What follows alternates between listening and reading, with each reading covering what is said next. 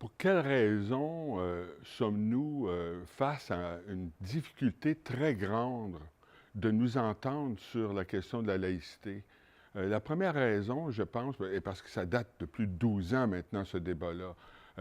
Alors, comment se fait-il qu'on ne parvient pas à s'entendre sur ce sujet? Je pense que c'est qu'on est coincé entre deux modèles complètement opposés.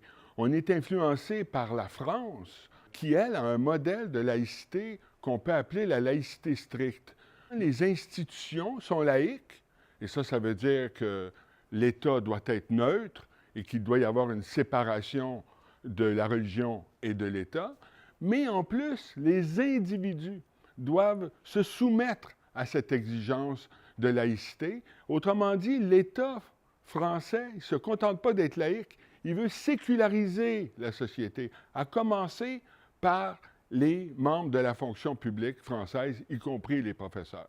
Mais d'un autre côté, on est influencé par le modèle canadien, qu'on peut appeler libéral et individualiste, où là, on admet que l'État doit être laïque, mais que les individus doivent être libres, avoir la liberté de conscience, doivent être considérés comme égaux, et même ils doivent avoir la liberté de religion complète. Est-ce qu'on doit accorder la prédominance à l'individu et à ses droits individuels, ou si on doit accorder la prédominance à l'État? Alors, il me semble que c'est qu'il y a ces deux courants opposés qui se reflètent dans la société par des courants divergents aussi. L'autre difficulté, plus sournoise, je dirais, c'est que dans le contexte d'une immigration maghrébine importante au Québec, parce que c'est là qu'on recrute le plus souvent des personnes pouvant s'exprimer en français, il y a donc eu un préjugé favorable à l'immigration maghrébine, eh bien, et dans un contexte géopolitique plus grand, où là, il y a eu de la violence parfois, il y a des mouvements terroristes, bien, la population, tout d'un coup, s'est intéressée à la laïcité. Mais pas à tous les enjeux de la laïcité, au port des signes religieux, mais pas à tous les signes religieux, au foulard porté par des musulmanes issus de cette immigration maghrébine.